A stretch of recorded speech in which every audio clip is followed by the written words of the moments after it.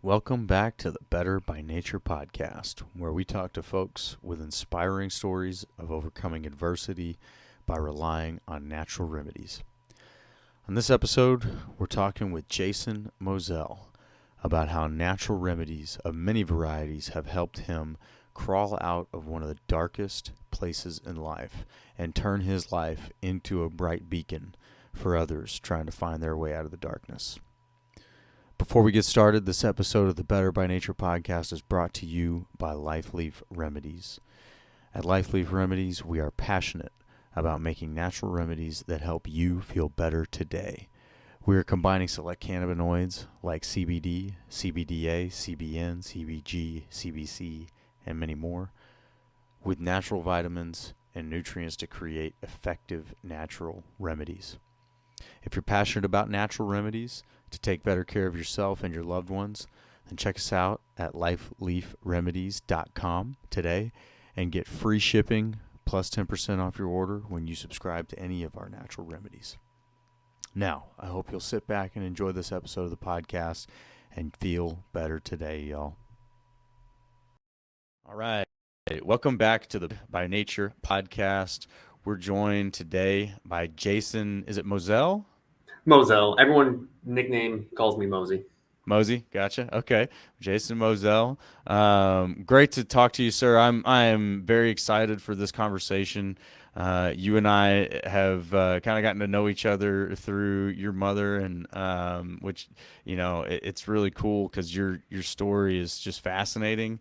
So it's a real treat to be able to sit down with you, get to talk to you about all these things that I've heard about, and just hear about your story, man. So let's give folks a quick introduction to you. Yeah, cool. So my name's Jason Mosel. Live up in a small town called Corinth, Vermont. Fun fact, that is the town where the movie Beetlejuice was filmed. Oh, hey, there we go. All Yeah. right. So originally from Waterbury, Connecticut. Right out of high school, went into the Marines. When I got out of the Marines, myself and my wife just kept everything packed and went north, and we've been there now for a while. Let's say 10, 11, about 13 years, 13, 14 years now, Okay. whatever it's been. Nice. And right now I'm a network engineer at Dartmouth College, and just living life. Man. Yeah, I feel like you're really underselling that there, but We can get into it all. yeah. No, that's excellent, man. And living that Vermont life, that is part of what we talked about before, what you guys are doing with natural remedies specifically. You guys are making a lot of your own foods, and that's kind of part of your philosophy, right? And I won't spoil that, but it's cool to hear that. I'm really excited to learn more about what the steps that y'all took to getting into the lifestyle you have, because I think that there's a lot of folks that are probably interested in getting there, but maybe it's probably intimidating. It probably seems like a giant leap instead of a series of steps. So I just looking forward to diving into that, man. Just to kind of get us going, the Better by Nature podcast. What we're trying to do is we're trying to spread stories of folks who are overcoming adversity by relying on natural remedies, and natural remedies come in all shapes and sizes. Right? We from stretching to natural vitamins, all sorts of different things that folks have discovered for themselves that are natural remedies. So, quick shout out: the episode is brought to you guys by LifeLeaf Remedies. We are very passionate about natural remedies, making a lot of different types of natural remedies for sleep, for immune, for relief, stress, anxiety, pain management, things like that. So give us a check out at lifeleafremedies.com if you guys are interested in seeing what kind of natural remedies we have to offer. All right, so Jason, let's jump in, man. So tell us about this journey. You really, it seems like the trigger or kind of like where your journey really began is when you went off into the military. Is that correct? Yeah. So what we'll do is we'll go for a little time travel ride, and we'll Yeah, go let's do back it. to when kind of like the journey started. per se, and we'll kind of just work our way up through. So for me, it started pretty much at 9/11, September 11th, Gotcha. 2001.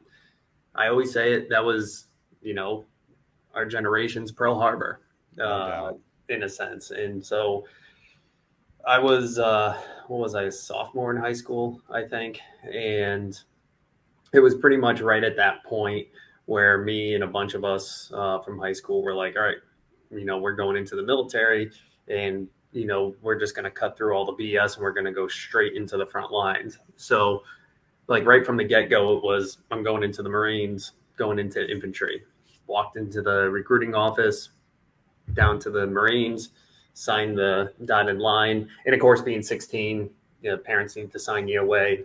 So had all that, and then, finished off high school. And in 2 weeks, roughly after graduated, found myself in Parris Island. And so go through boot camp, and then stationed over in Camp Pendleton, California. And it was, I think we got out there October, I don't know, let's call it around Christmas time, in 2003. Yeah, 2003. And then anyways, and then February, found ourselves in Kuwait. And that was our first deployment over. So, 18 years old, and there we are.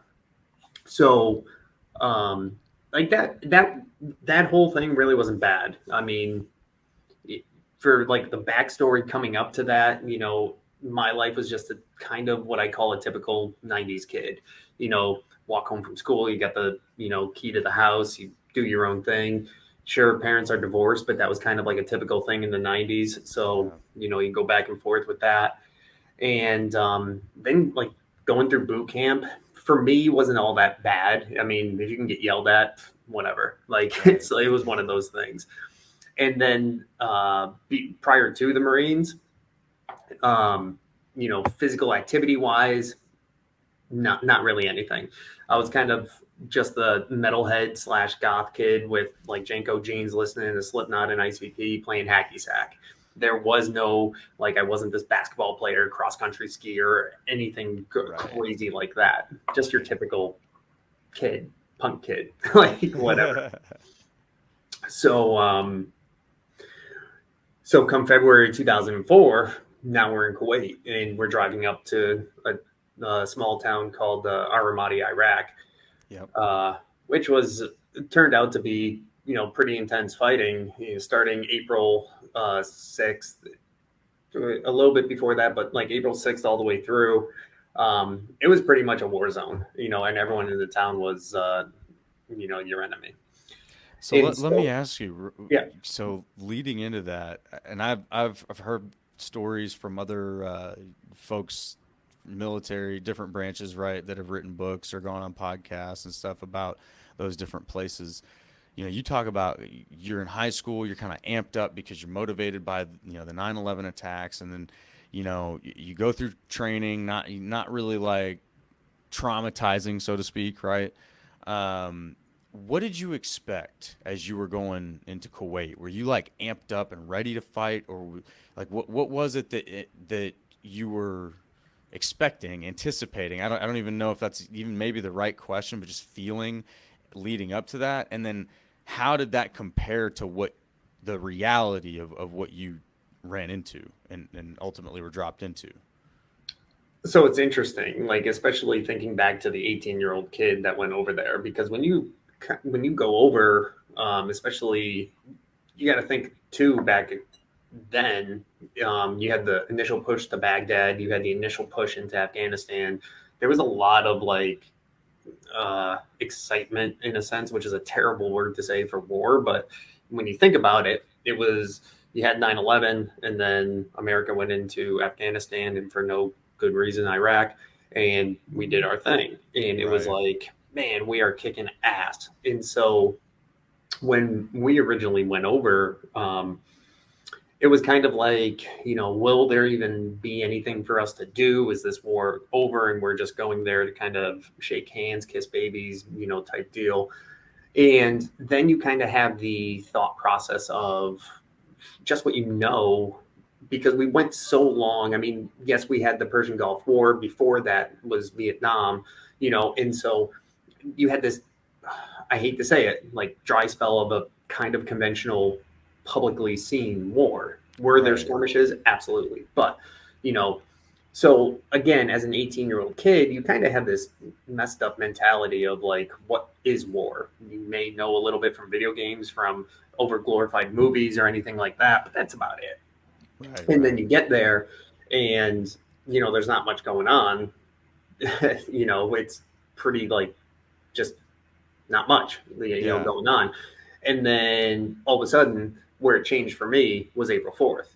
Gotcha. Um, and that's where shit got real because April 4th, we were out on a checkpoint and um, it was at night. And then, we were kind of just doing our thing. I was a gunner at the time. And then a buddy of mine, he was in the Humvee that was a little ways away from me, and he was a gunner. He came across the comm and said, I'm going to get out of the gun, swap spots and kind of just do perimeter. Sure. And he got out of the gun, and 10 minutes later, RPG came down the road and hit him. 18-year-old kid. Dead. Oh my God. Guy that was slept next to me in the rack, gone. And that's where things started to become a lot, well, on the war aspect, more real. Right. Mental aspect, like you can't even process what just happened type deal.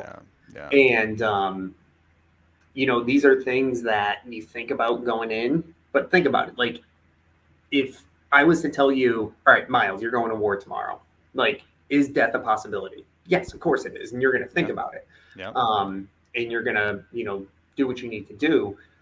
But then when you see it happen, now it's more real. Like, oh shit, this is a very real thing. The And permanence of it. Yeah. It's not a video game anymore. There's no lives that you respawn. nope, All nope, that. it's just raw. Yeah. And all of the like images and everything is now burned in your head. It's like, this ain't freaking Grand Theft Auto. This ain't, No. all those other video games. This is real. This is raw.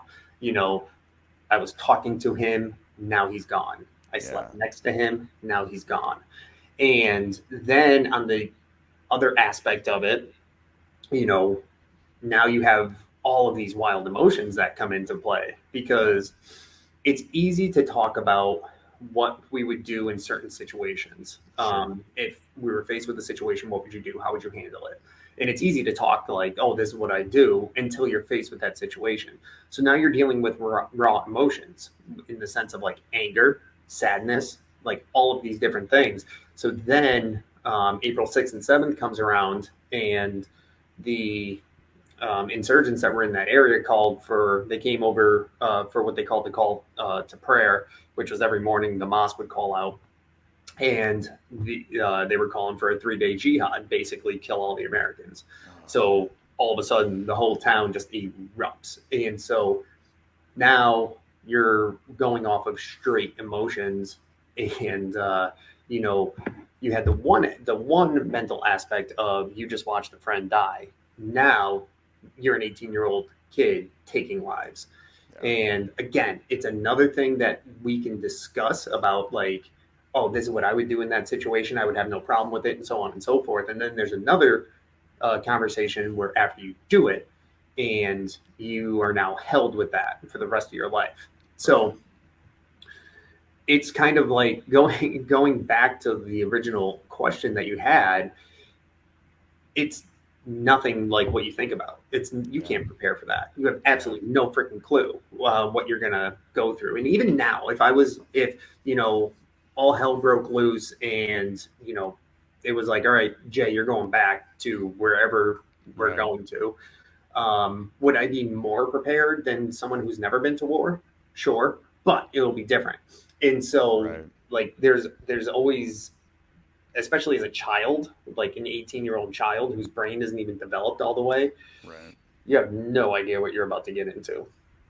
Well, so one thing that I want to ask, because I think this is a common theme now on this podcast, and I think you probably have a few of these moments, but it seems like in that moment where, you see that RPG come in and you lose your friend, and you're just sort of jarred by the reality and the permanence, and like you said, the things that now you have to live with, right? There is no like, I went over there, did the thing, now I'm back just living a normal life. It's, you're stuck with the imagery, you're stuck with the impact of the emotion that you felt. I mean, in that moment, how do you walk forward? And I mean, again, it's not like you just got to find your way home, right? Like you have to walk forward in a way that you can be sharp, because you have to protect your own life and the lives of the guys that are left around you. So, I mean, like, how do you gather yourself as a young man and just like focus to pick your weapon up and aim?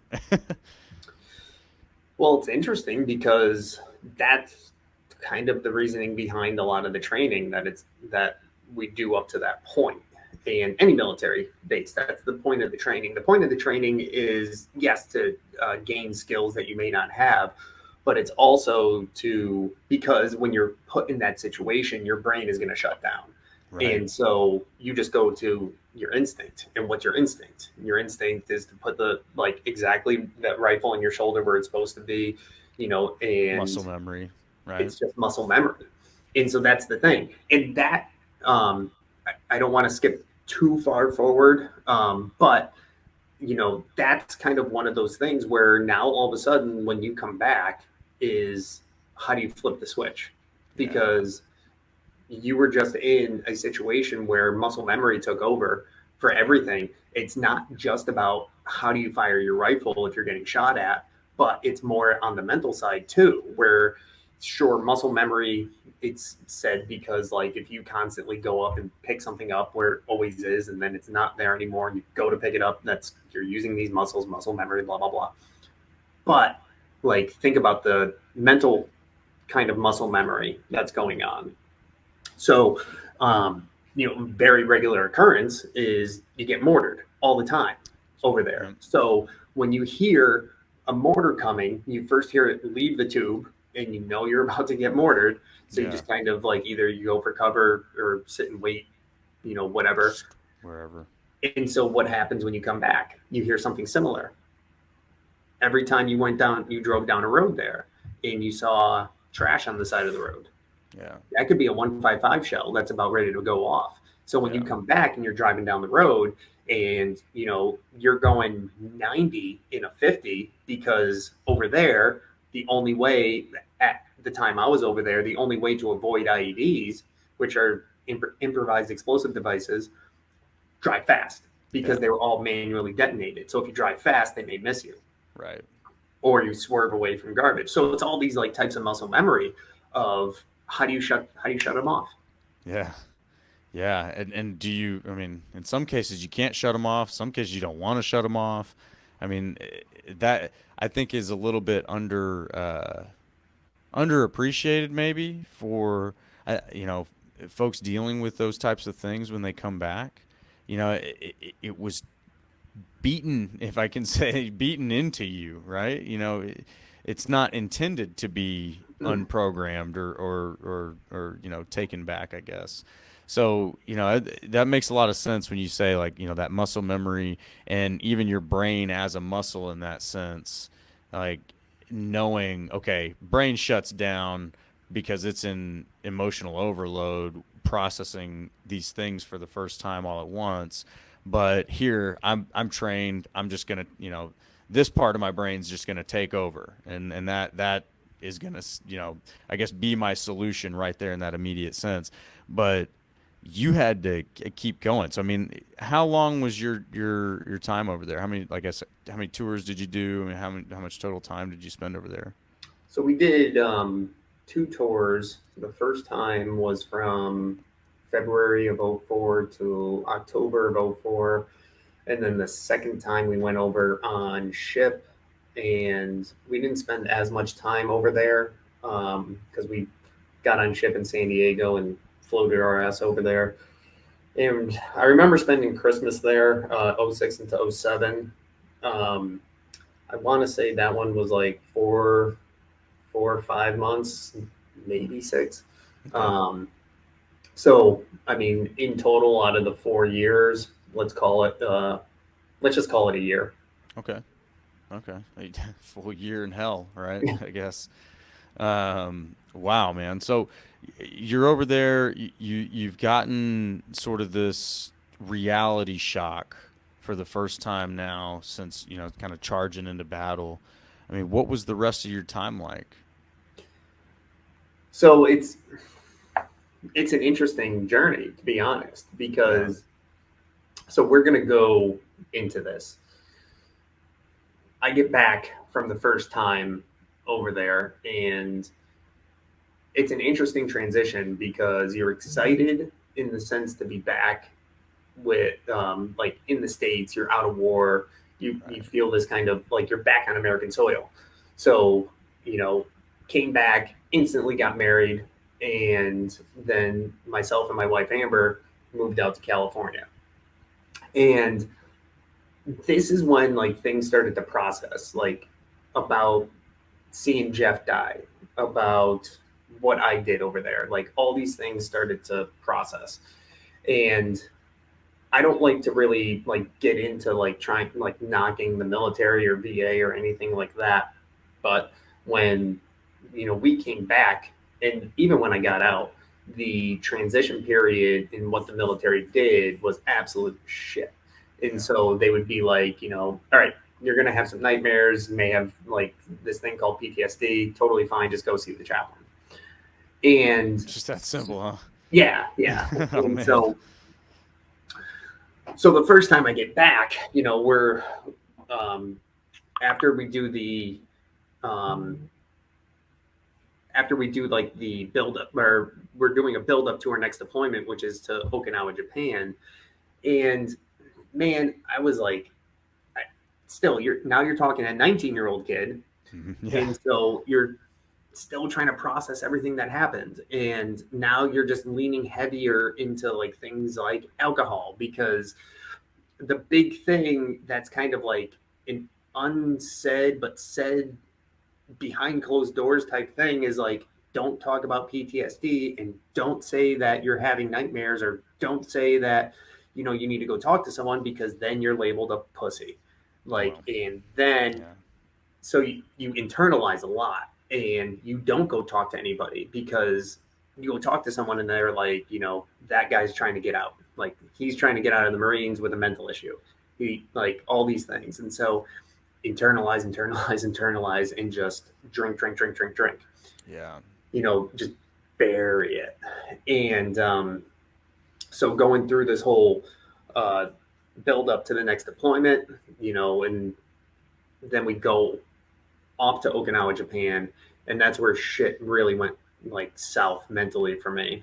And I just, I couldn't really handle it or face it in anything. And then,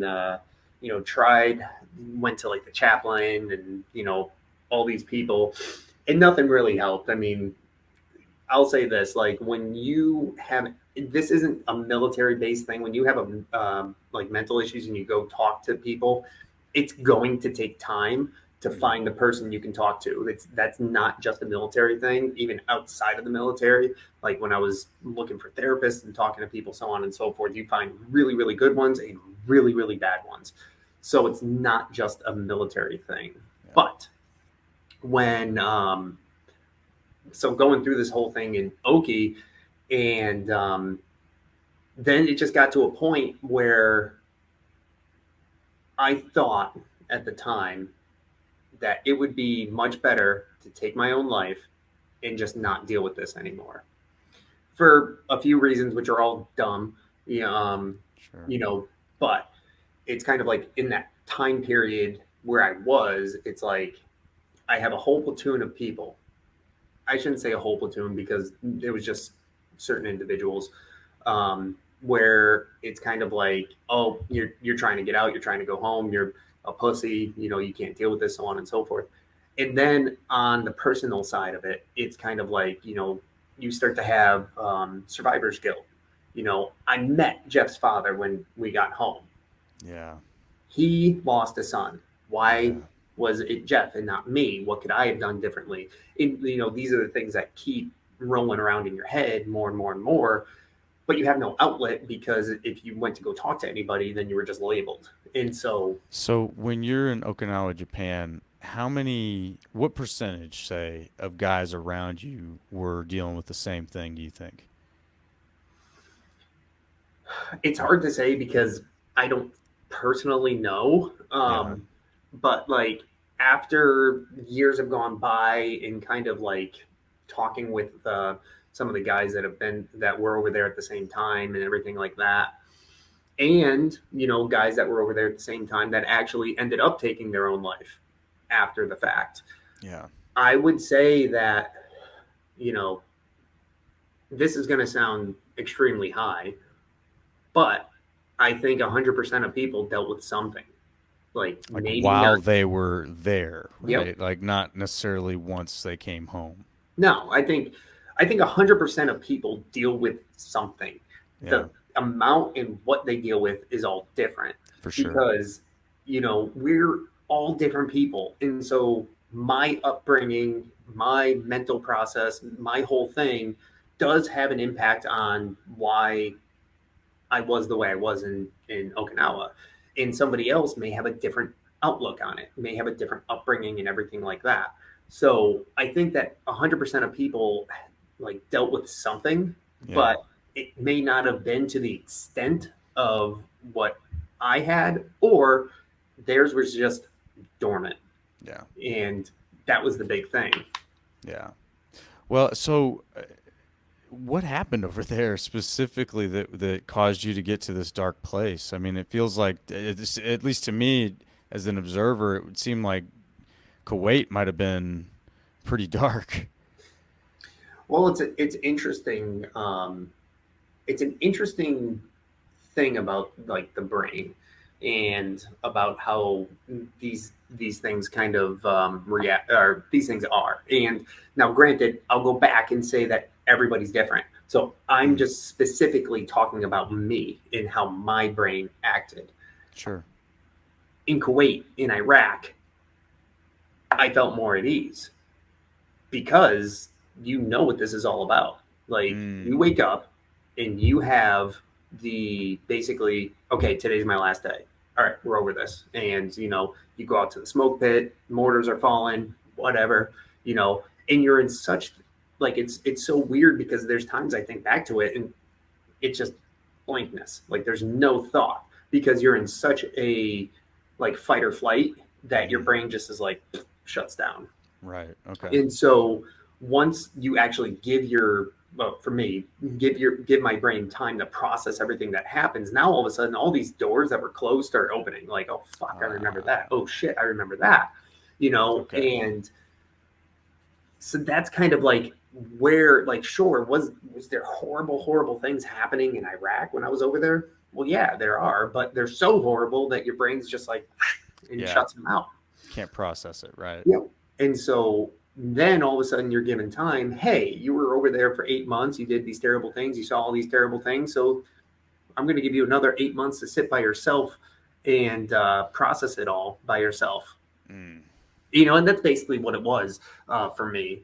Was I didn't feel like I had an outlet because if I went to go talk to somebody, it was looked down upon, and then when I did talk to people, or the specific person I was talking to over there, he was a shit show and like just a terrible like therapist and all yeah. this stuff. Like um, so I just leaned heavy, like leaned hard into drinking and all of that, and that's where it just got to the point where there was one night where I was like, you know what, the hell with all this, because it just felt like there was no way out. Like, yes, there is a way out. You're in a completely pitch black room, but there's this like little tiny light all the way. Right. You can just keep plugging away at it. But at that time, it's like, I've said it before, where it's like I felt like I'd be more of a man if I took my own life than dealt with everything. because that was kind of like what was implanted in me. Yeah. And the other thing that the VA was very, very good at was just medically drugging the ever living shit out of you. So it Yeah. was like, you're talking 2005 now. So, like, back then, there was no holistic anything. Yeah. Like, it was out there, but like not as No, not nearly where it is now. not nearly where it is today. So it was just like, okay, like, oh, you're having problems here, Zoloft. Oh, you can't Yeah. sleep here, trazodone. Like, just eat these. You'll be fine. Shut up. And so yeah, that fateful night, like I said, to hell with all this, and just downed every single pill that they had given me. Um, Man. they had found me and they carted me off, pumped my stomach at the hospital, and then put me in a mental ward. Like, it was one flew over the cuckoo's nest. They stripped me down naked, just put on pajamas and a robe, put me in a room, locked the door, and I'll never forget this room. It was the most fucked up thing ever because, like, they throw me in this room and there's just a bed in the room, locked door, windows are metal over the windows, and then there was only one other locked door, which was to the bathroom. So if you needed to take a piss or anything like that, you had to knock on the door out to the hallway. They came in, opened the bathroom, watch you piss, come back out, lock that door, lock this door, and then you just sit in your room by yourself, which is mind blowing to the fact, like, when you look back at it now and you're like, you have this kid who just tried to take his own life, obviously has like some type of mental problem, Right. and you're just putting him in a room by himself. Hey, here, go sit in solitary confinement. Pretty Holy much. hell. Yeah. Wow. So Wow. that that time was like, that was the lowest. That was the lowest of the low, Yeah. um, in everything. And it, I mean, kind of coming back up from that was like a hard struggle, like, because you got to think about it. Whereas, like, so now this all had happened. So when I finally got out of that mental ward, I go back to my platoon, and my platoon's like, "You're out." Like, they kicked me out of my platoon. Mm. So that was shitty because these were all the guys that I went to Iraq with, and they were like, "Fuck off." Yeah. And they put me in a different platoon, which was, was what it was. In, like, I don't hold like grudges, remorse, like any of that. Like, this was what it was. Yeah. And I'm not trying to paint a picture that I was like this fucking rose colored anything. Yeah. Like that's not the case. Like, I was in a very dark place and I was not in the right state of mind. So, like, I completely understand why it was done the way it was. Um, but it's kind of like, and you still have, at the time, what did I have? 2 years left on my contract. So Wow. I had to figure my shit out. Like, if I Yeah. wanted to, um, do the rest of my contract and everything for the Marines. So, after that time, I continued on the medication for a while. And it was kind of just like, okay, we're going to get through these 4 years, and kind of like, like, back then I was more like, okay, this is just life now. This is how you deal with things. You bury it and just take a pill. Bury it, take a pill. And that's kind of what it was. I mean, did things get better? Sure. Like, went to AA during that time, which was for me, garbage. Didn't Yeah. really work out that well, but works for people, and that's fine. Not for me. Yeah. Um, and so after coming back from Okinawa, now I'm in a different platoon. It was a rough road. And, I made good friends there as well. And then we go on the third deployment back to Iraq. And Well, let again, me it's let like, me pause you because yeah, I'm curious how long, like, what was that process going from that room with just a bed? Like, how long did you have to be in there? Like, and how long did it take you to kind of get out of there, move past that, and get with your new platoon and sort of make those steps forward? if I had to put a timeline to it, so I would say I was in that room for probably about a week. And when I finally got out of there, kind of like that transition of getting out of there to going to my new platoon and everything like that. Um, let's call it 2 months, something like that. And then you have a 7 month build up to the next deployment. Right. Okay. Man, that that had to have been a long 2 months, really long 8 months probably. Yeah, I mean it was, and as things progressed, things just became kind of like everyday life. Yeah. So it's a very interesting perspective when you think about it, because how many of us like go to a job we hate?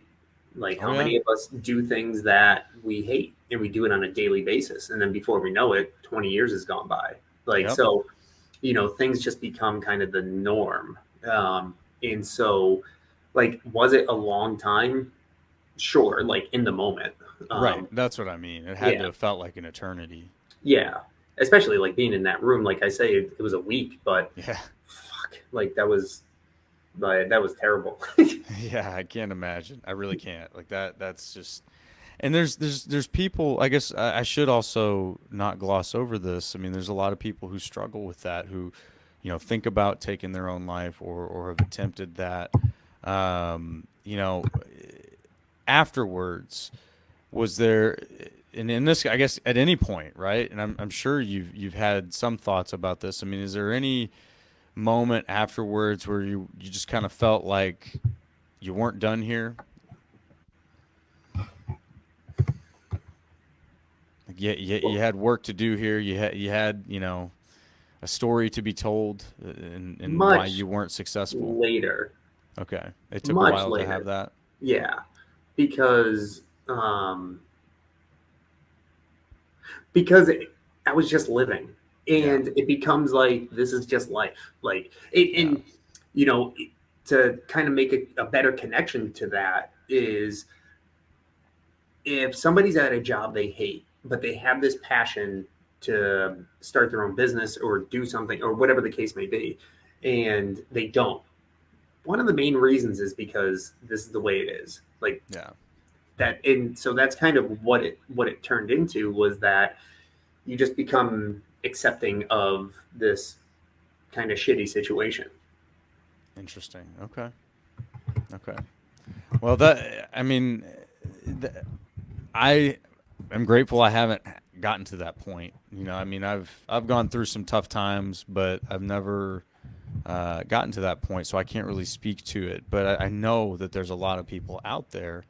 So I mean, what would you say to somebody who is having those thoughts? And maybe this is too loaded of a question, or too early to ask that question. But I mean, when that's kind of the part of the story that we're in for you, you know, what is it that you tell someone who's getting to that point, to try to turn them around and keep them from going that far?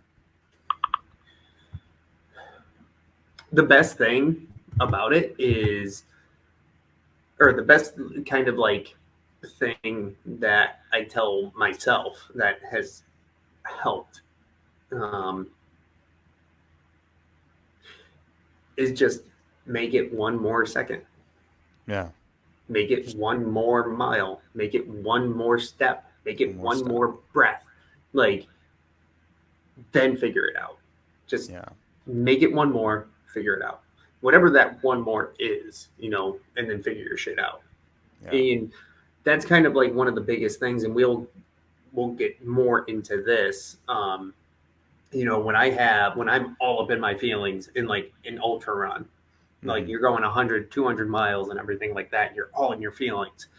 Like, you're in your feelings in that current moment.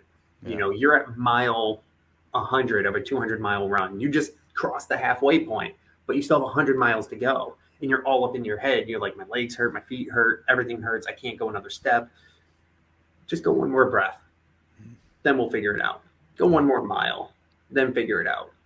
You know, for me, I don't say that everyone should do this, but for me, I always put myself in a uh, I don't know what the correct word would be for it, but in a situation where I don't have an out.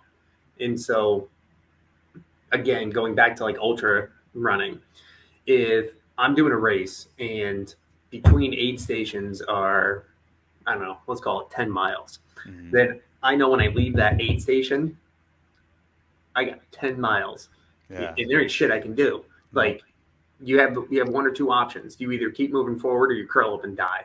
Yep. Like That's it. nobody's coming to get you. So what do? So you just take that first step and now you've just crossed the threshold and you're just like, all right, even if I got to walk it, I got to go 10 miles.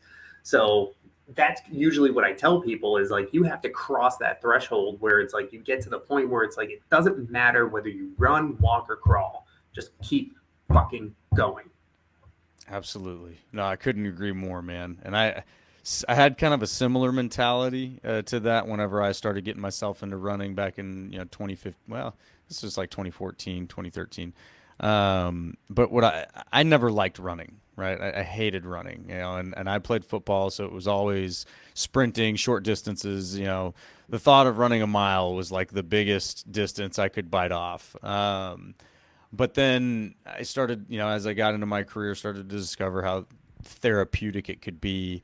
And I had a hunger to continue to do something physical after being physical. But what I would do, knowing that if I just went to a track, I'd just be counting laps and it would just get more daunting as I go.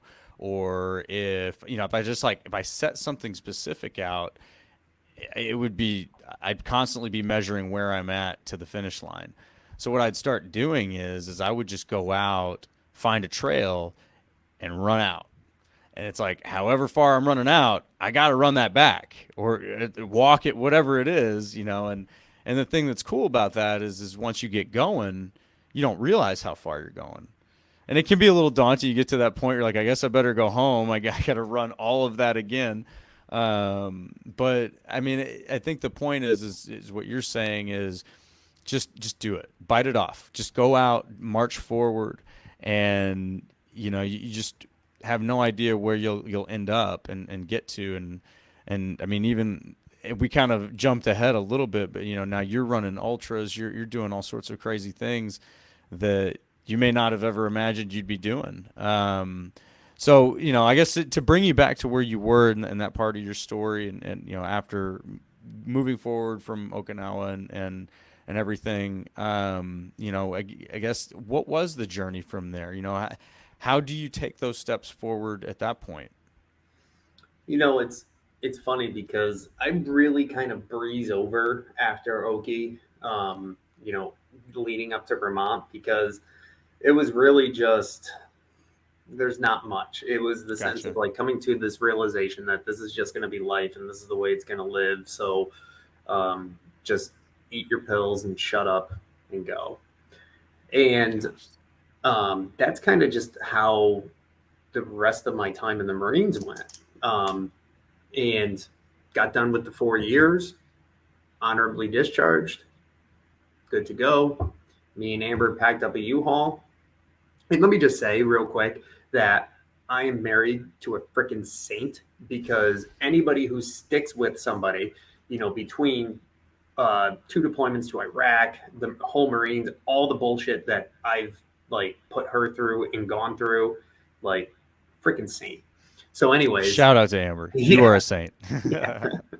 So, anyways, we pack up, we come back, and originally being from Connecticut, we kind of just like stopped in Connecticut, and we were just like, this place is terrible, and so we just kept pretty much. I found work in Vermont and just bought a house, and just took our stuff and moved north, and then we just started living our lives after the military, and it was interesting though because there was this thing that just still was there, and it was kind of that mental aspect of you know Iraq, and then the heavy drinking, and like I got done with taking all the pills. Like I was like, these just make me feel like a zombie. These are garbage. I don't want them. Get them away from me. But I still didn't come to like terms with everything. Like I wasn't really talking to a therapist at the time, and like I still couldn't like break the stigma of like, if you don't act like a tough guy about being at war, then you're kind of this bitch.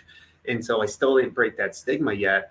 And so it was just more heavily drinking. It's like, oh great, you stop taking pills and now you're just having more Jack Daniels. Yeah. Good job.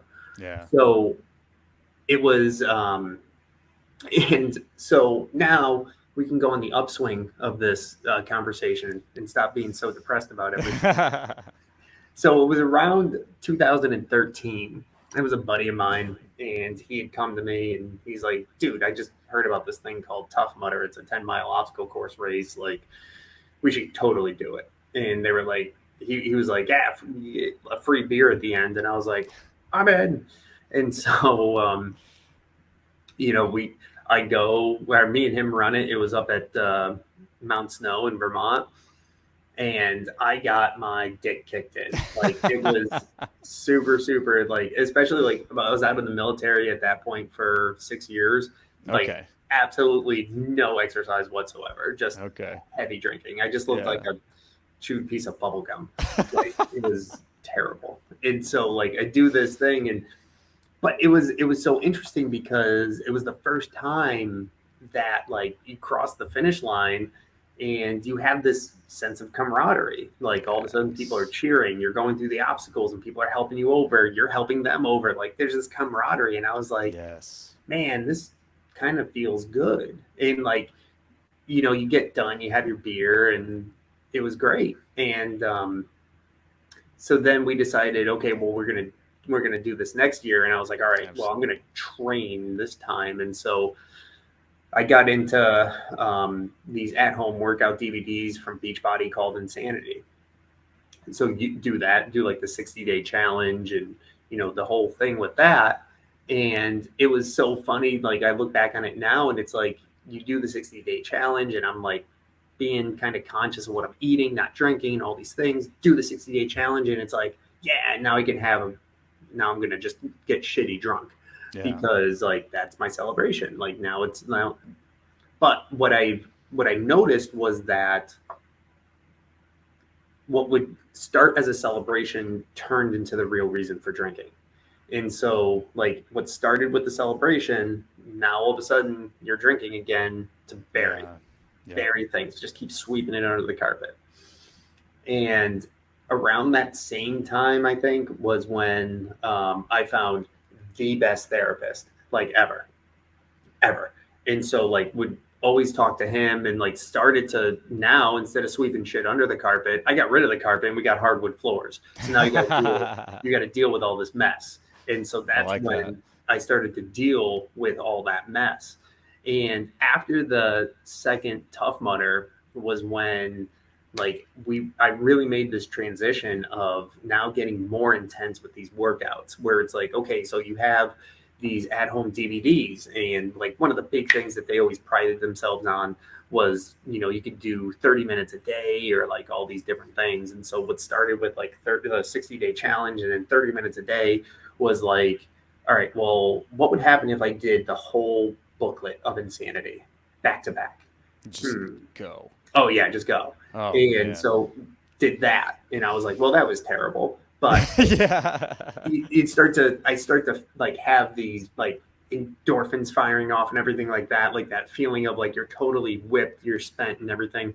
And like once I started to do that, I started to see like, so now we start to have a correlation, or not a correlation, but a combination of a lot of different things. So now I'm actually talking to a good therapist. So I'm getting all my stuff out. I have this outlet through exercise, through intense exercise, that's like firing off these endorphins and everything in my head. And kind of this other thing that's always been like a really huge passion of mine that started to become more of a passion was gardening. So like you have all of these things that are starting to align up, and you're starting to see, like people are starting to see a difference. Not just me, but other people are starting to see a difference. And again, I'm just going to preface this by saying that this isn't all like this rose colored, like all of a sudden at 2015, everything's great. There was a lot of like ups and downs, bends and turns and everything like that. And still to this day, there's times where I have like these instances where I have to kind of step back and just kind of figure something out. Right. One thing that, like, one of my mottos that I always like kind of stick to, and it was made around this time, so I'll say it because we're right in that good timeline, is that the one thing I realized was that there was a demon in my head, and set up shop, it ain't going anywhere. Like, it's there for life. Nothing you can do. So you have two options. Okay. And you either just let that demon live up in your head and fuck with your life, or you make that motherfucker pay rent every goddamn day. And the way you make it pay rent is by making it do hard fucking work. So every time I woke up at 3 a.m, and that thing in my head is like, go back to bed. No, bitch, rent's due. There you go. And so you go out and you do what you need to do. Yeah. Yeah, and I love that, man. I think that there's a lot of I don't know. I have a version of that myself. I don't know that I've called it a demon. It's just, but it is that, right? It's the thing that sits up there and works against you, right? Like, there's just stuff that like, man, I got to get this done. And it's the thing that's willing to give you every excuse for why you shouldn't get that done right now. I love that. Make that thing pay rent. Absolutely. Absolutely. Yeah. So you grasped onto this, and I want to give you a chance, because I think that as we go and we're talking about your running, and you talk about this demon, this kind of your shirt says monster, right? Like this inner monster. I want to make sure that you have a chance to sort of acknowledge the difference, and people don't start to just be like, oh, this guy's just another David Goggins. He's just a crazy dude who was military trained, and now he came back and he's just hell bent on pushing himself as far as he can. And he's one of those weird guys. He's not like me. I couldn't do what he's doing.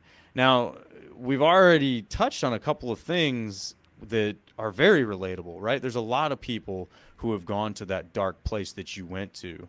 Unfortunately, a lot were successful, a lot weren't, right? But that doesn't take a superhuman, someone who's just, oh, that's not me type person to walk out of, to get yourself out of.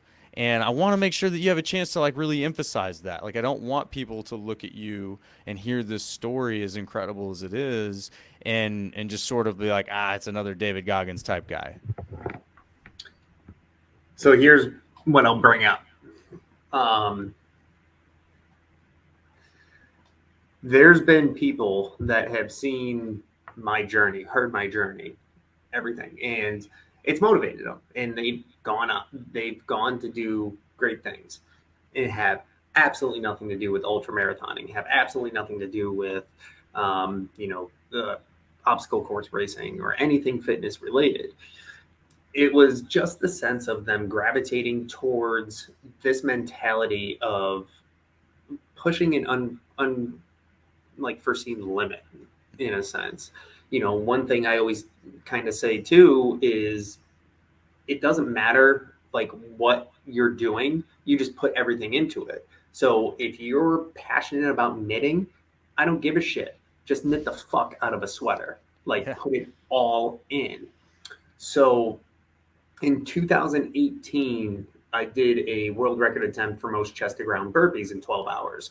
So I didn't end up breaking the record, which is whatever, but we did raise around $40,000 for a veteran nonprofit in Colchester, Vermont, and only got 3,192 burpees. And only.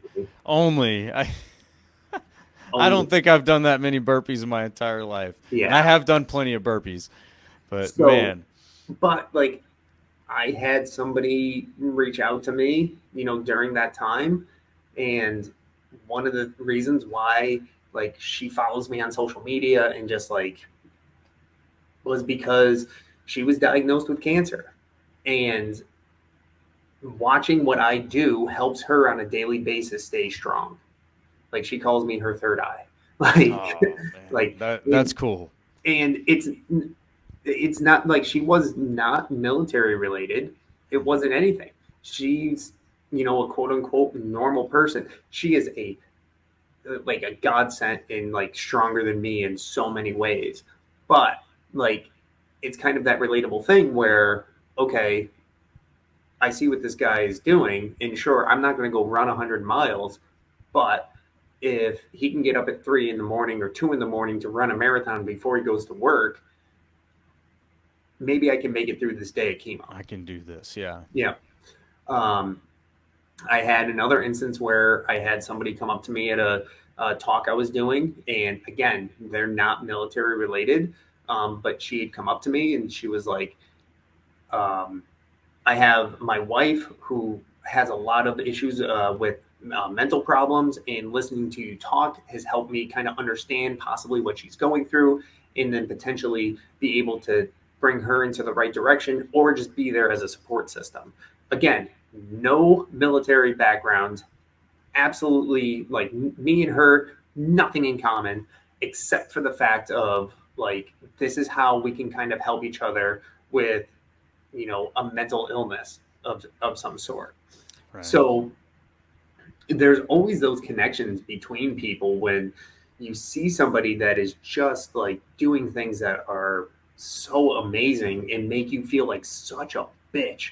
And it's not the fact of like you have to take yourself down and be like, oh God, I'll never be like that.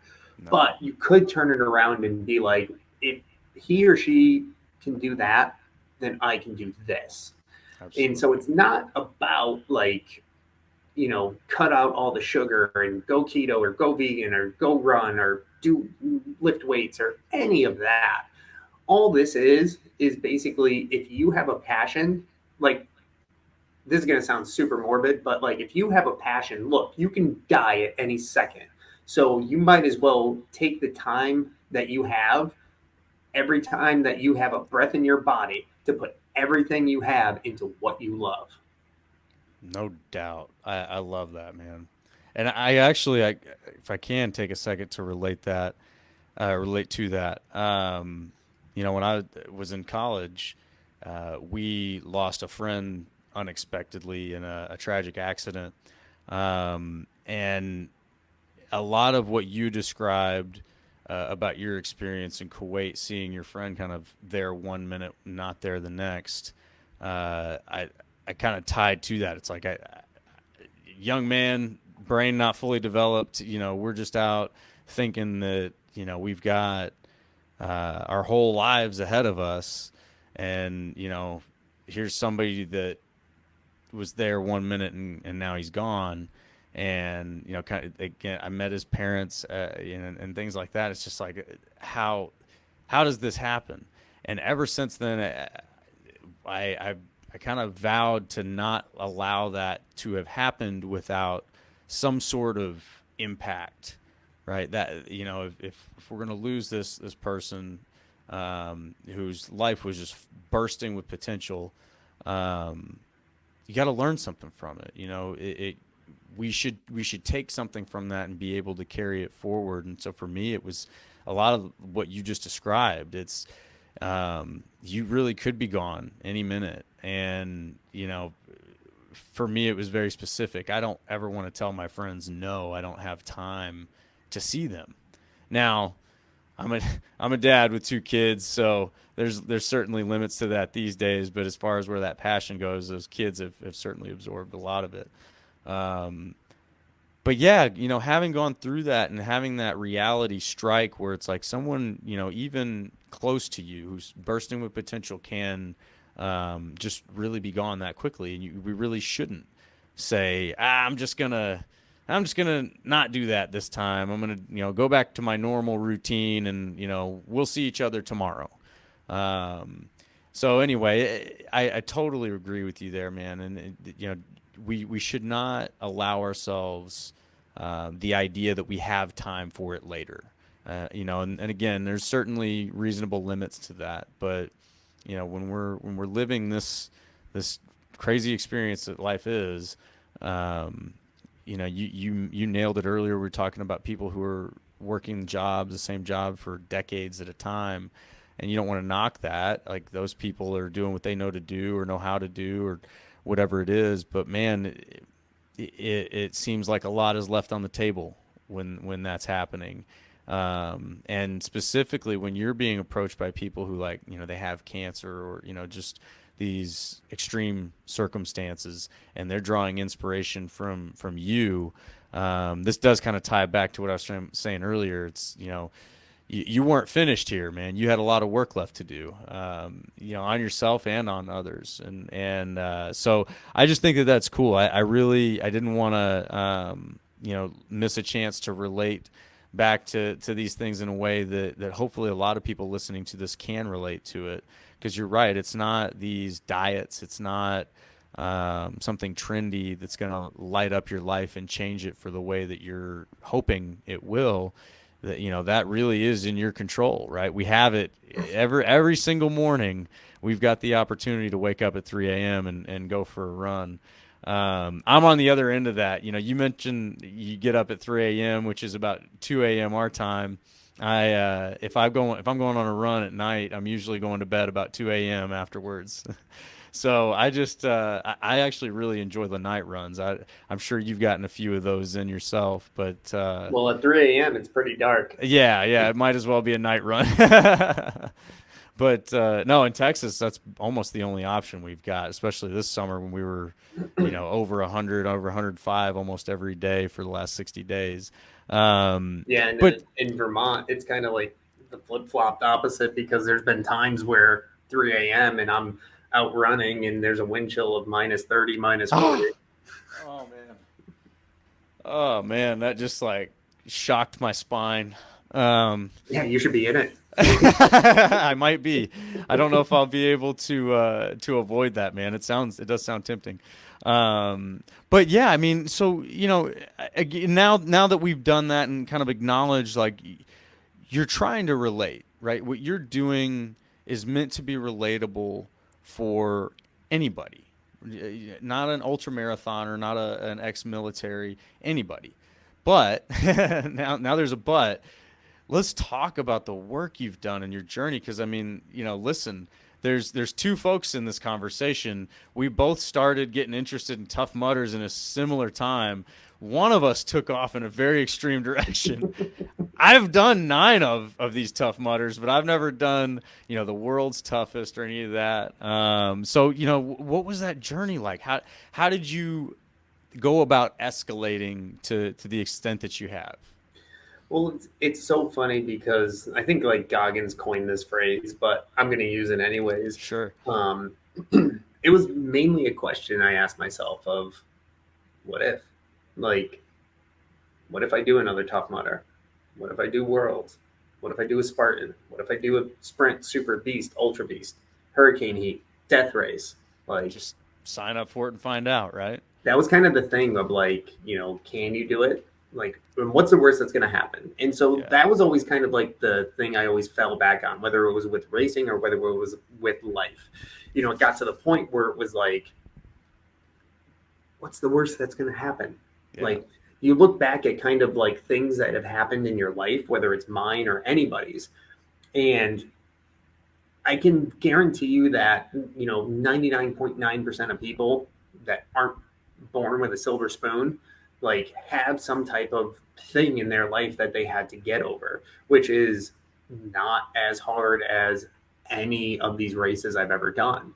So once you start kind of asking yourself these things of like, well, what if I do that? And like, what's the worst that can happen? Like, I've been through worse. And so you start to kind of weigh your options here of like, well, what if I quit my job and start my own business? What's the worst that can happen?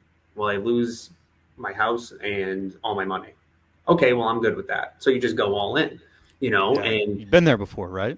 You've been there. Like, okay, so you lose everything. And it starts to become this thing about what is happiness?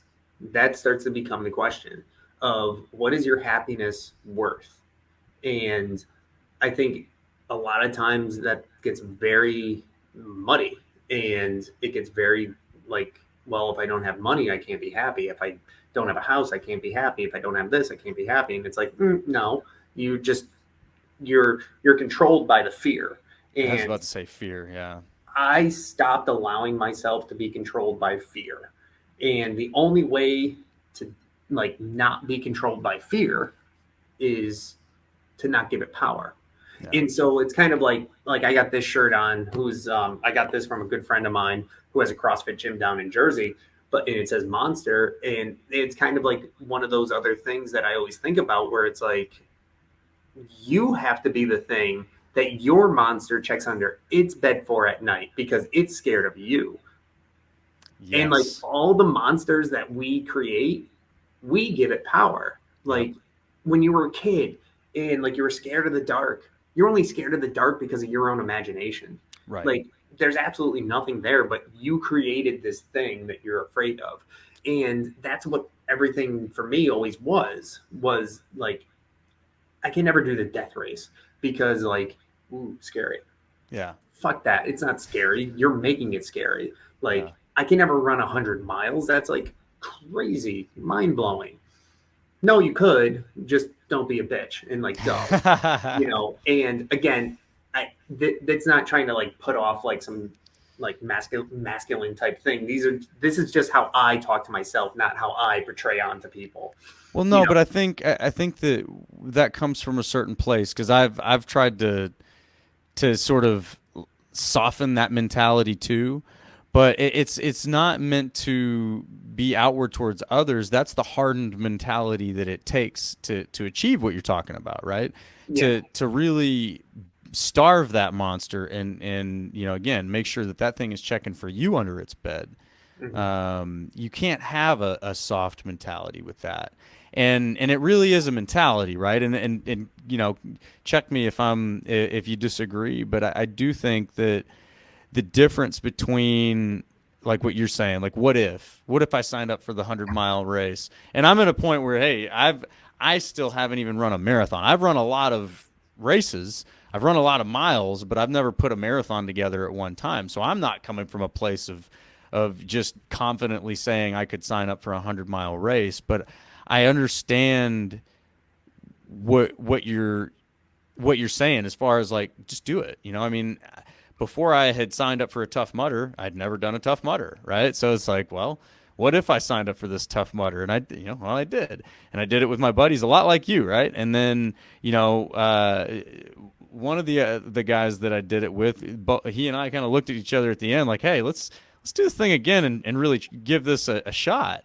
But it takes that hardened mentality to put that monster away whenever you're trying to do those things like the 3 a.m. Like you're getting up to go and put in what it takes to put in. And it doesn't even have to be that extreme. Maybe sometimes, and for most people right now that might be listening to this, putting that monster away and overcoming that monster is just convincing yourself to take a mile walk around the block or whatever, at whatever pleasant time, not even like a 3 a.m. You're just taking that first step and getting it out there. You have to overcome that monster just to convince yourself to put your shoes on most of the time, right? I mean, or I do still. There's a lot of times where it's 11 o'clock at night, and I know that is the only window that I'm going to have to get a run in if I want to. Daughters are asleep, wife is asleep. This is it. And it takes every ounce of everything I've got to just put my shoes on. But once I'm out there, it's like, oh, this is what I came for. This is why I did this.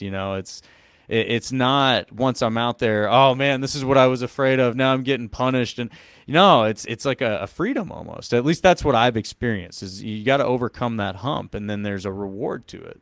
Well, and it's always interesting too because as I've gone through all these different like races, events, whatever, um, even like homegrown stuff. Like when COVID hit, like I ran the long trail, 273 miles down Vermont.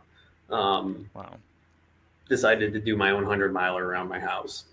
Like they're all Yeah. things that you can just do on your own.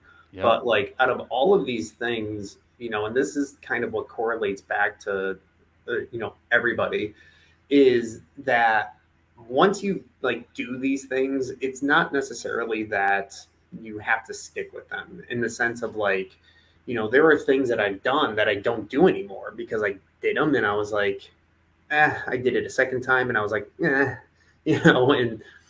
I just kind of, it wasn't passionate, but there are certain aspects that I loved or I took from them, and one of those things, even though, yes, I still run, I still do ultras and everything like that, but, you want to talk about this connection that I now have with nature that comes from a lot of these things that I've done because, especially like when I'm out on the long trail. So the long trail, for those who don't know, 273 miles from Canada to Massachusetts.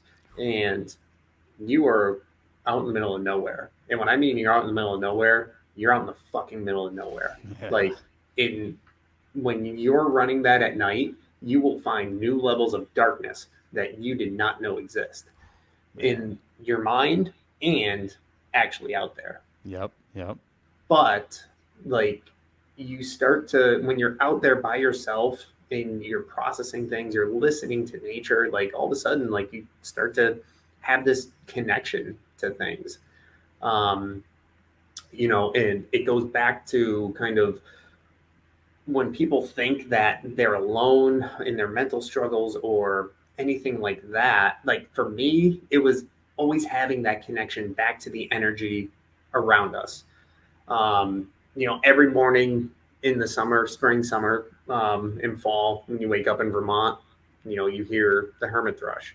And that always brings me back to the long trail. Like you would hear that the hermit thrush is a bird that you'll only mainly hear at dawn and dusk. And so when the sun's rising and when the sun's setting.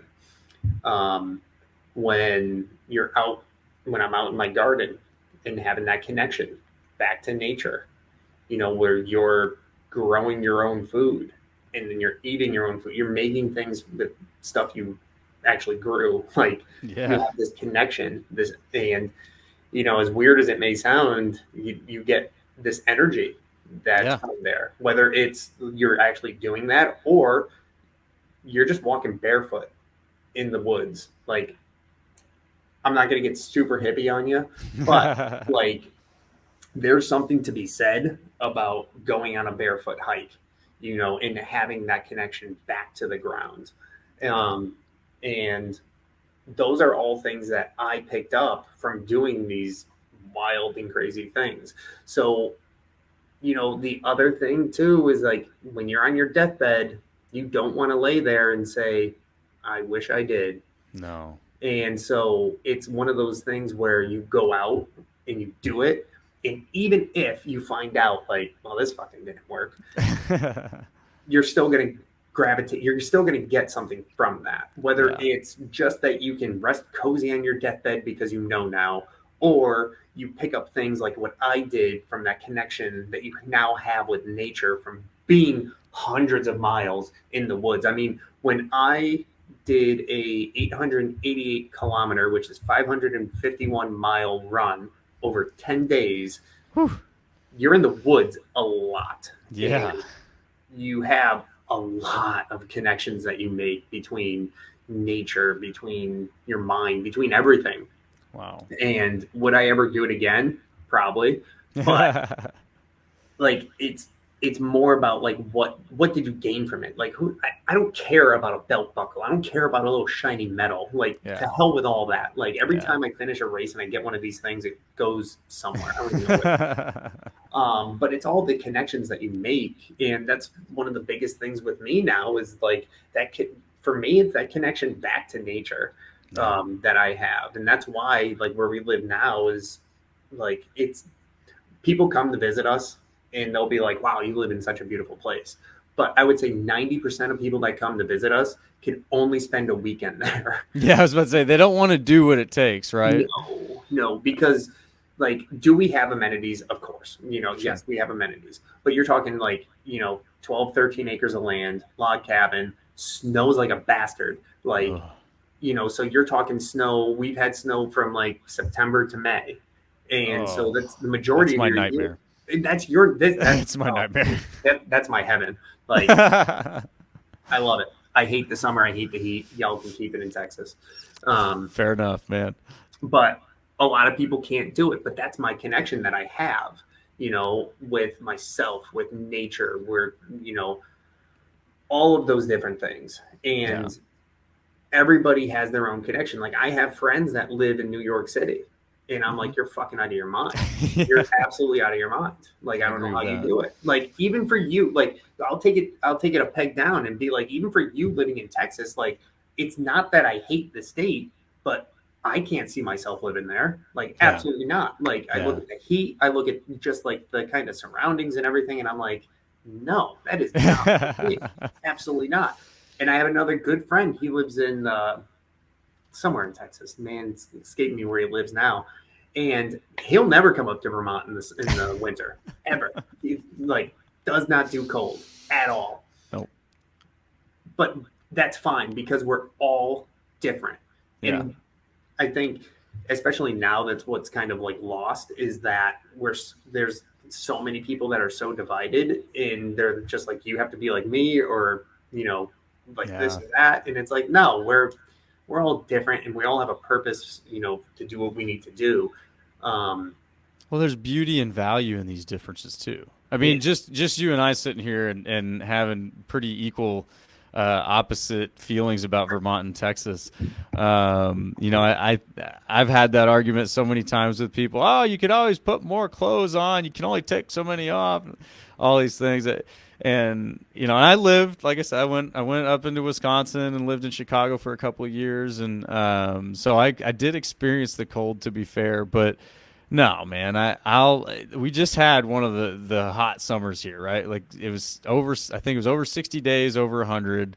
At one point it was like the temperature was 115. The actual feel, who knows what the heck it was, maybe 120. I will take that every summer, over another polar vortex in Chicago, where oh, don't go outside for 10 minutes or your lungs will freeze.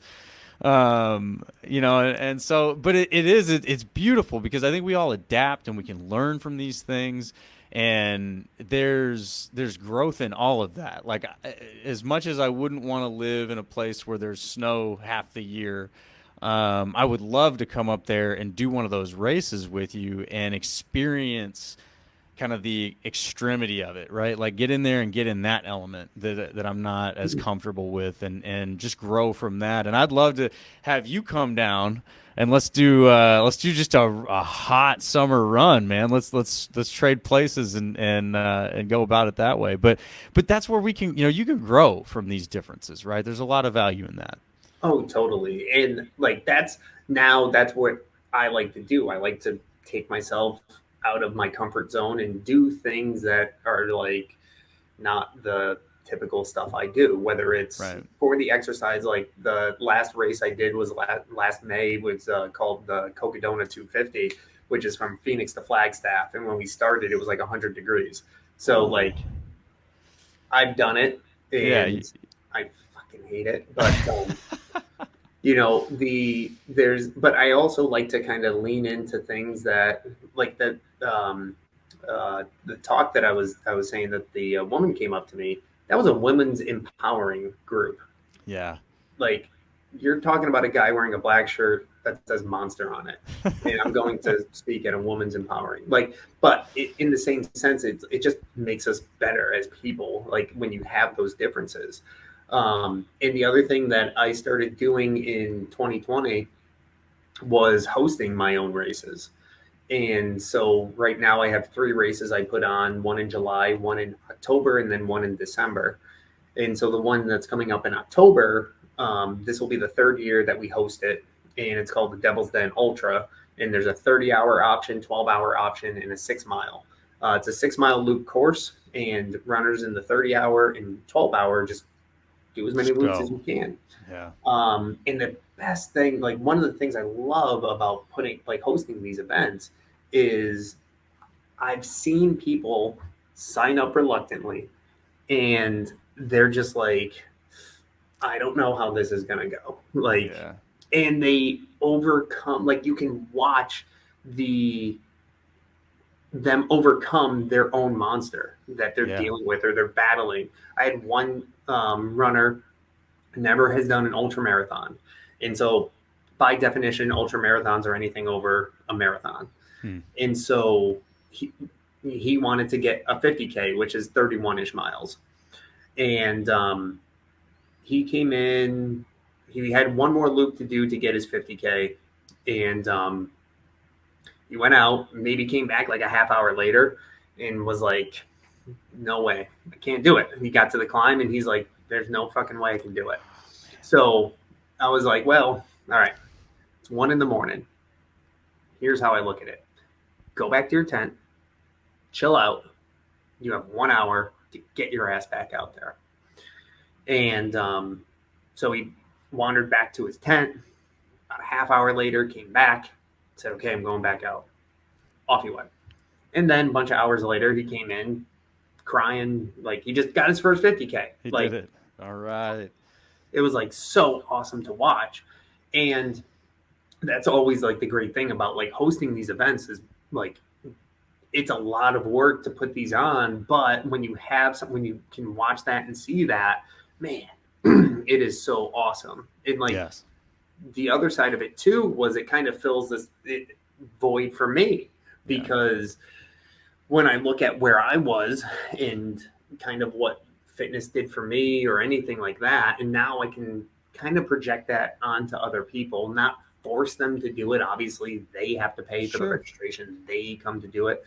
But also, too, so in July, the race I put on is like a last man standing style race where we have a mile loop up and down a ski slope, and the runners have 20 minutes to do the loop, get back to the start, and do it again. And the event goes until there's one runner left. Wow. And that's so cool. It's called the Magnificent Bastards Challenge. And that the nickname for my battalion in the Marines that I was in was the Magnificent Bastards. 2nd Battalion, 4th Marines are called the Magnificent Bastards.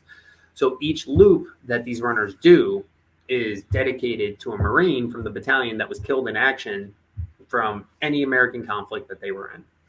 So last July was the first year we held this, but when runners would come up to the start line, I would call out the name, the conflict they were in, the date they were killed, and then hold up a picture. Because my thing with that race is every number has a name, every name has a face.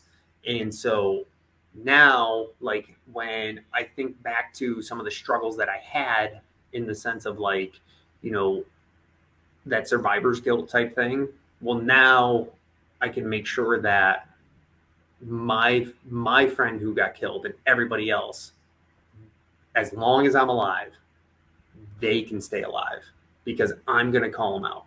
I'm going to call out their names. I'm going to show you the picture. I'm going to show you that these Marines were not just numbers. They're not just like X amount of Marines died today in Ramadi. X amount of Marines died today in Vietnam. X amount of Marines died in Guam. Like, no, I'm going to show you their face. I'm going to tell you their name, and we are not going to let them. I'm going to show you that. I love that. And I'm going to make you push a limit that you don't think you have. Yeah. And so, like, I always say it at all my races, I don't allow, like, you want a very quick way to get disqualified from my races, whine. I will kick you right the fuck out. Like, love that. Don't put up with it. And so that's kind of that other correlation, like we kind of discussed earlier, where most of us have gone through some very tough times in our lives. And so then when you're faced with something, it's like, why don't you just think back to that time and be like, well, if I made it through that, I can do this. Sometimes it's hard to actually correlate that. So in that particular race, there were times where, you know, I bring up Marines that I knew, whether it's my buddy Jeff, who, you know, he was hit by an RPG and survived all the way till he got to Baghdad and died on the operating table. So you're going to tell me that this kid gets hit with an RPG, survives 3 hours, and you're going to bitch to me about a 20-minute run up a hill? No, that ain't going to happen. No. You know, the race I put in October, Devil's Den, it's for a veteran nonprofit called the Josh Pallotta Fund. Valerie Pallotta was who started it. Josh was her son. Josh went to Afghanistan with the Vermont National Guard, came back, had very similar issues as I did, only he did take his own life. Ah, So you're going to come back from a loop and say how hard it is when Val can't even hug her son anymore. no. Fuck off. Go Yeah. out. Yeah. Like, and so that's always the correlation. Is it really like maybe a little callous? Yeah, but that's how I am. Like I am showing people my internal kind of dialogue with myself. Um, and sometimes you have to be that callous with yourself. Like not That's what everything it is takes. not everything is going to be pretty. Not everything is going to be that like um, the night will always come, and you have Yeah. to figure out how to get through the night to see the sunrise. Right.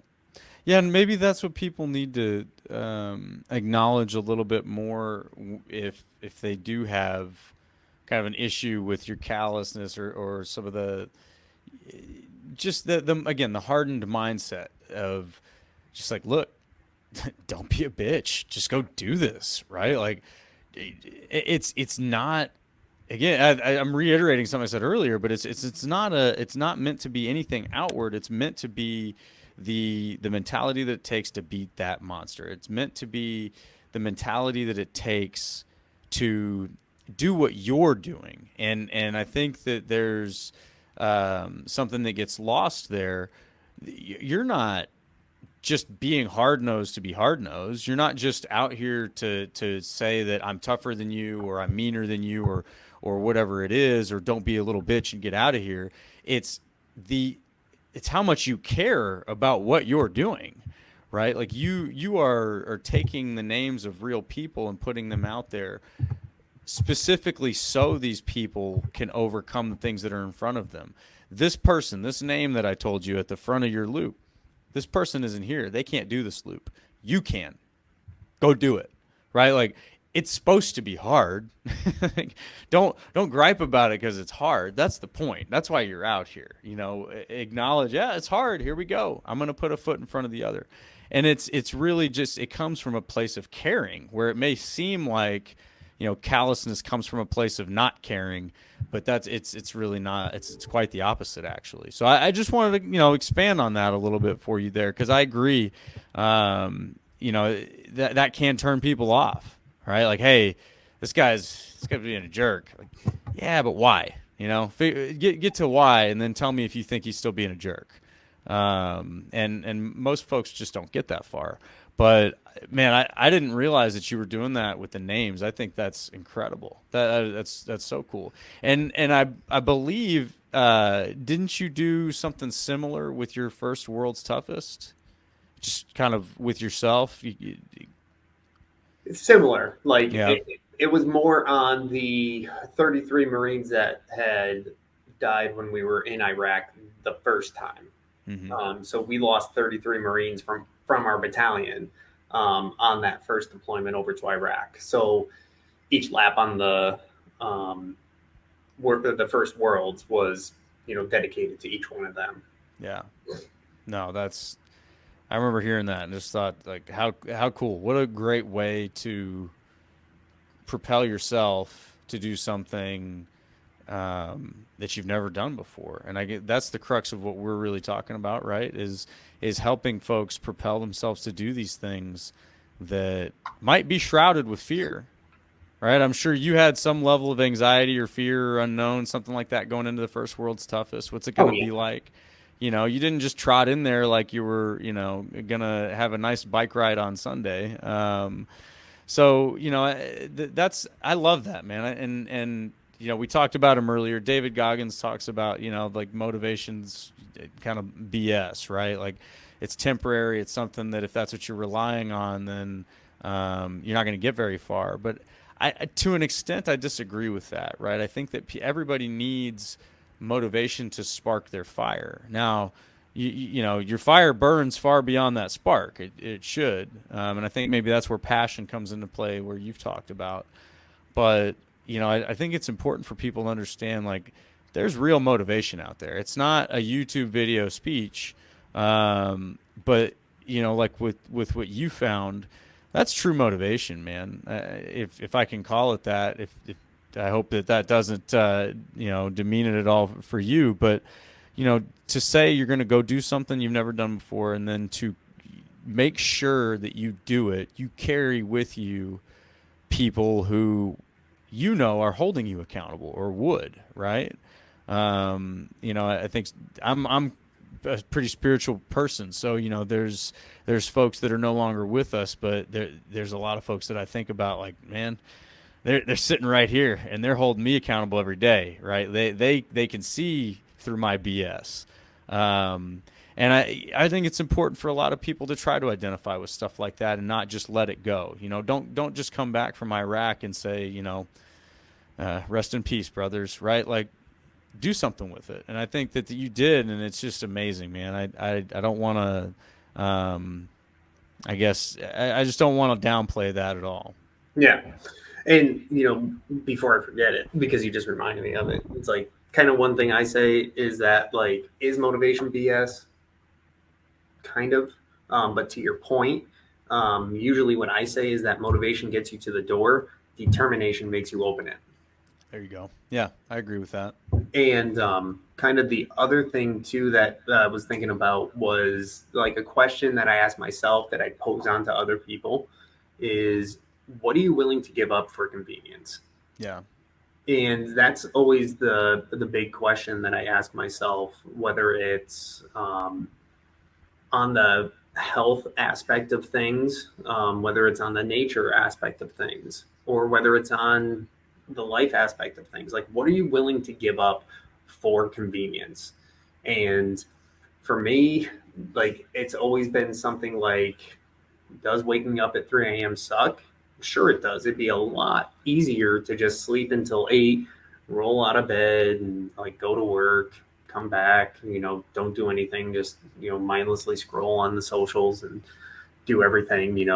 Yeah. It'd be a lot easier not to compost everything. It'd be a lot easier to not have to cut down or not cut down on like single-use plastics and finding alternatives. Like, it would be a lot easier not to live out in the middle of fucking nowhere, Vermont, when it like snows for 6 months out of the year. Like, all these things would be easier, but like, what do you actually get out of it? What has convenience ever gotten anybody? Yeah. Like, now that's a very loaded question, and I know I could take heat for it in the sense of like, well, we wouldn't be where we are as a human race without convenience. Like, okay, I understand that, but what do we lose? And so that's what the question is like, what are you willing to give up for convenience? Yeah. And I was willing to give up my life for convenience.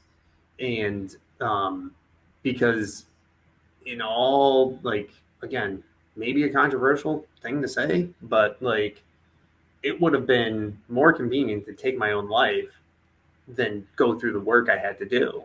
Yeah. Like, and I made it a point to make sure that I didn't just become a fucking statistic, in the sense of like, I'm not just going to be that number 22 of the veterans who kill themselves a day.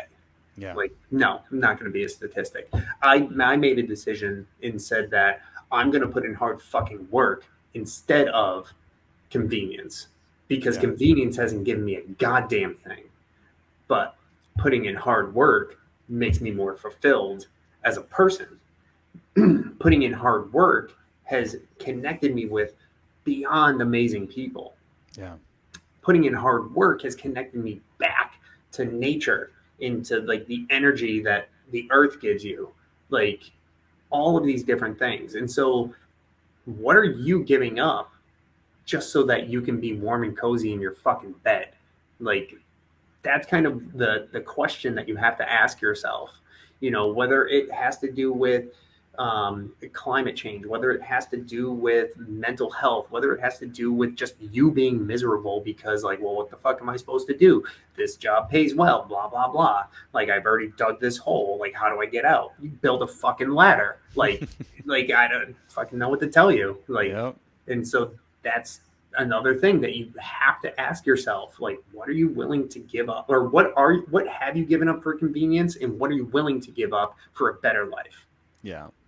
Well, and when you kind of examine the habits of folks, we're compelled or inclined to go with the thing that's the most convenient, right? I mean, and I'm pretty critical of big pharma and pharmaceuticals and all of that.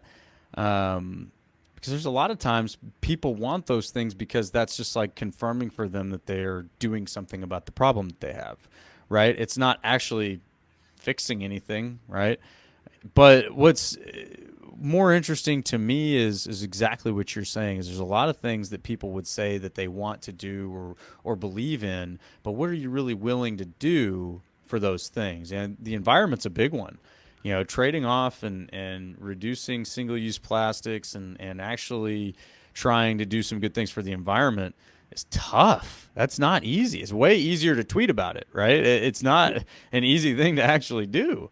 You know, from shampoos to straws to, I mean, there's just all sorts of stuff out there that is reliant on these single-use plastics, and it's you're hearing from somebody who's actually trying in a commercial way to figure out how you reduce that. I mean, you know, with Life Leaf Remedies, we'd like to figure out a way we can have people send their bottles back to us, so we don't just keep reordering plastic bottles and refilling them and send them out. Like, that's hard. So, you know, but it's not to replace effective though, right? And that's what I think we've lost sight of is when you talk about you're doing farming, you're doing your gardening, you're doing composting, all these things, all of that has reward to it. I think that we can see extreme problems like suicidal thoughts, PTSD, you know, you name it. You can't downplay the problems that exist out there. There's just so many of them. They're so prevalent.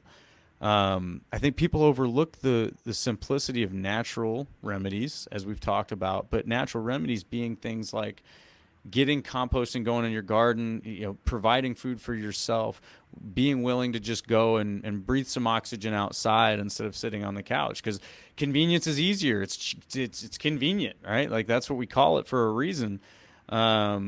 But what you're trading off is those things exactly, and the combination of those things. So if you're walking, even let's not even say running, if you're just walking, you're getting outside and you're breathing air, you're getting some sunlight, you're doing that, you're working your garden, you know, you've set out to get yourself away from your 9 to 5 job. I mean, that's kind of a big step as I'm trying to break things into small steps.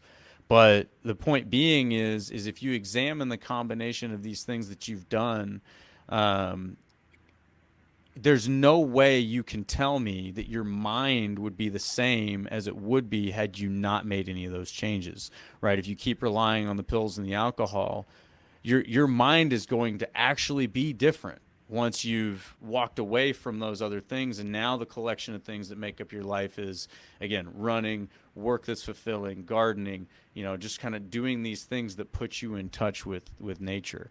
And just to say that, because again, like I think people overlook that. And like another like side of this too is I'll try not to go down like a conspiratorial type rabbit hole, Hey. but like one thing about that I've realized with myself and a lot of humans that I've observed is we are very tribal in a sense of like we're always looking for they you just want to be with the with people and you don't want to kind of go against the grain and all these different things. So like we're very easily persuaded by marketing, big pharma, you know, all the things. Like we're very, very easily persuaded people. And then when you go against the grain, what do you get? You get a lot of pushback from people that are like, you're a hippie, you're weird, you're get out of here. Nah. Yeah. Like, and for me, it's easier. Why? Because I was at a young age, like we discussed earlier, I was already siloed. Like, and so what the fuck you gonna tell me? Like, you're gonna silo me? Great, been here, know this. Like, I'm comfortable here, type deal. Right. So, like, you know, I don't know like what the laws are on every state, but like, so weed is legal in Vermont, Yeah. and I grow my own. I make my own edibles, and that's what I utilize to help me sleep. Yeah. Now, it's always interesting though, because when I have this discussion with people, some people are just like, you're a fucking drug dealer.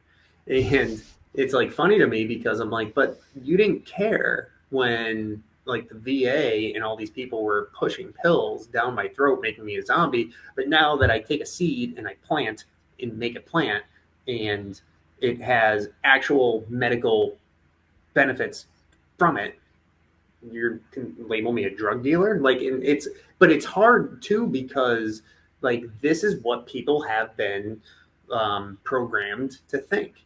Yeah. And anything outside of that thinking, you then become siloed.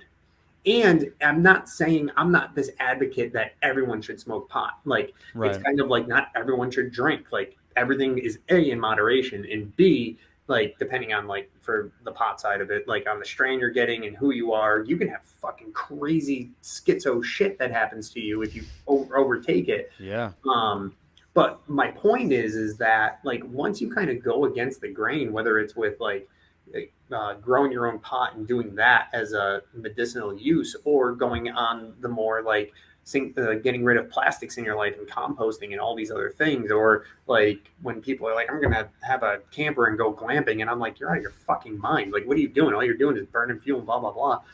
um, you know, it's funny because people will just follow along with what they've done for many many Yeah. years, because all you're going to do is get pushed out because you're not part of the like kind of social norm.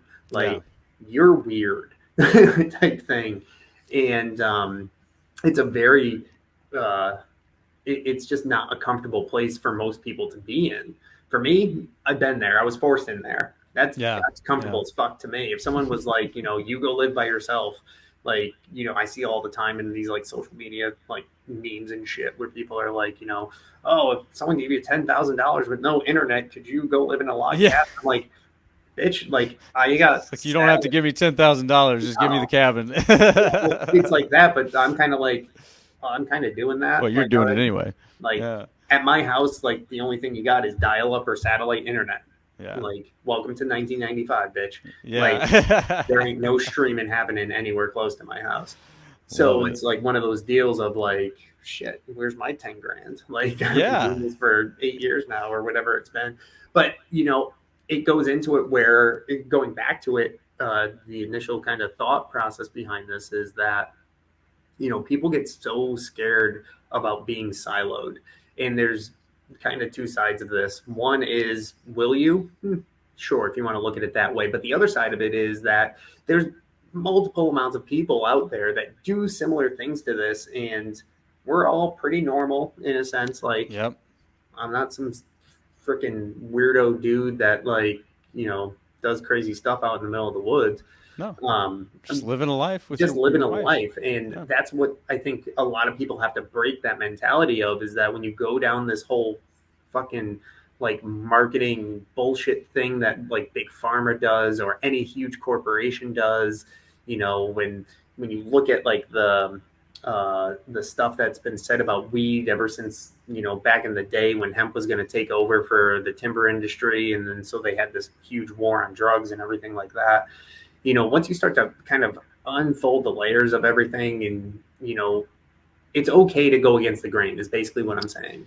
Well, yeah, and I think that over the last 2 years, you've had more people kind of pushed into silos they would have preferred not to be. Right? I mean, the big V word, right? The last couple of years, and whether somebody wanted to get vaxxed or not, and I think that forced a lot of people to start really figuring out what was important to them. Now, certainly some just stuck with the tribal, one way or another. And I think what there is with that is that's their confirmation, right? Like in my opinion, and this may be controversial too, but I think that that's a lazy person's way of confirming their decisions, right? Well, the tribe's doing it, so there's a lot of people that have made that decision. They probably know better than me. I'll just do that. But to your point, when you go off and you actually start, I won't say the phrase that has been kind of co-opted for conservative purposes, but you go off and find your own information, and just look into real things. Weed, you know, why was weed outlawed back in the 30s, you know, and then what happened since then? And you just sort of examine these different trends, like you're saying with marketing. I think if people were aware of the reality that they've been dumped in with marketing, it would alarm them. You know, if you realize how many companies are able to talk to you every single day without you even consenting, really. I mean, you probably consented at one point. It would blow your mind. I mean, even kids, one 30-minute program, they see 35 different ads. You know, it's like, so a kid's going to sit down to watch SpongeBob and they're going to hear a presentation from all these different corporations, right? When you say it that way, it's like, wait, what? No, yeah, that's what's happening, right? Like these corporations have said, oh, well, we want to appeal to your kids when they're watching SpongeBob. We each get, you know, a certain amount of time to do it. And now we're all in line. We're going to do that. Well, if you put it that way, it would be far weirder and far more unacceptable, or I guess far less acceptable. But you're right, though, is people have sort of been romanticized into just do this, just do that. And it has gotten to a point where normal, well, I shouldn't say normal, but, you know, just natural things that 100 years ago were totally normal are now like foreign and just not understood at all. You know, one thing you might appreciate this that I talk about a lot because I feel like people don't know where their food comes from in most cases. You know, if you rewind 100 years ago, maybe 120 years ago, everybody had to be able to use a gun. You know what I mean? If you wanted to eat, you had to know how to use a gun. Now, most people not only don't know how to use a gun, are not comfortable around a gun, and if they had to use a gun to feed themselves, would probably die. And so that's where I just look at these things, and I'm trying, you know, with this podcast, we're trying to draw attention to what is possible with real natural remedies. And oftentimes there is no silver bullet, right? And natural remedies are a combination of things like your lifestyle, right? Where you've decided what's going to work for you, and you and your wife have decided that that works for both of y'all. And that's where you don't need a tribe. You are your tribe, right? Like you kind of created your tribe, and that allows you guys to do what you're doing, live where you're living, garden and eat the way you're eating, run the way you're running, you know, investing in your passions the way that you are. I think that that's something else that is highly underrated as a remedy, is actually investing in your passions.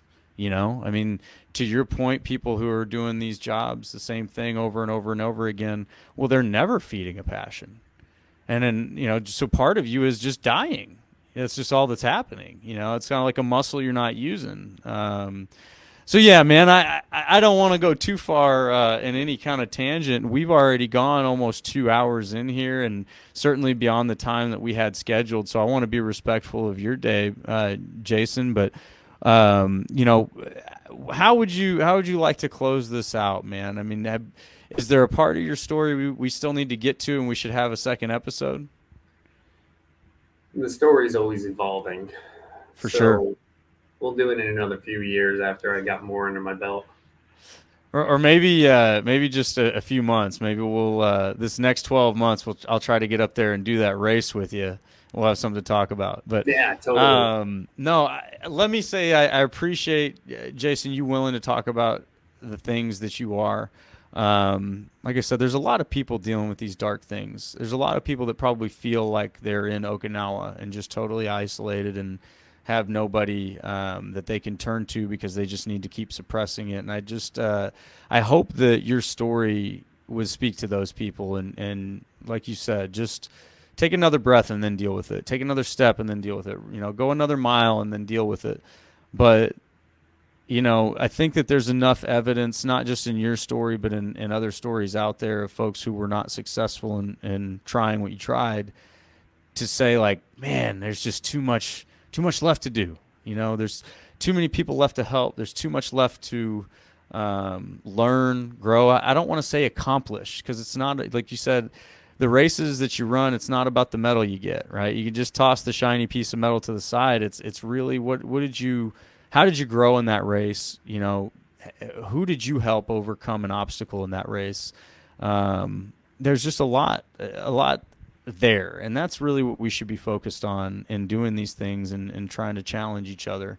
So thank you for being willing to do that, man. I know that it's probably not easy to necessarily visit those times and places every time you have to do it, but I do believe that it helps other people. And so what's the one thing that you would, I guess I'd tell folks that are just struggling on their journey? Maybe they're not in the darkest place. Maybe they are. Just, leave everybody with something that they can carry with them every day. Never give power to pain. Beautiful. I love it. Pain or fear. Never give power to either of those things. I wholeheartedly agree. Well, I can't thank you enough, sir. Thank you, Jason. I love your story, man. And like you said, it's still evolving. And I hope I can find my way up to Vermont and live some of that pain that you have to deal out up there in Devil's Den. I don't think it'll happen this year, but maybe next year. So no, thank you, man. I look forward to talking to you again and getting to hang out with you in person sometime soon, hopefully. Yeah, totally. So, all right. Well, Jason, take care of yourself, everybody. I hope you guys enjoyed this episode. Oh, shout outs. Do you want to give any of your organizations or anything a shout out? Yeah. So one of the veteran nonprofits I do a lot for, the Josh Pallotta Fund, which we spoke about a little bit. They're out of Colchester, Vermont. The race I host in December, which is a Krampus themed event. If you don't know Krampus, just Google it. But it's a Krampus themed event. That one's for Vermont Adaptive Ski and Ride. They're a nonprofit organization here in Vermont that help adaptive athletes learn how to ski, boat, canoe, like do outdoor activities, like for people who are blind, for people who I've seen blind people run 100 miles. I've seen people that are missing legs ski. So like they do a lot of awesome stuff for them.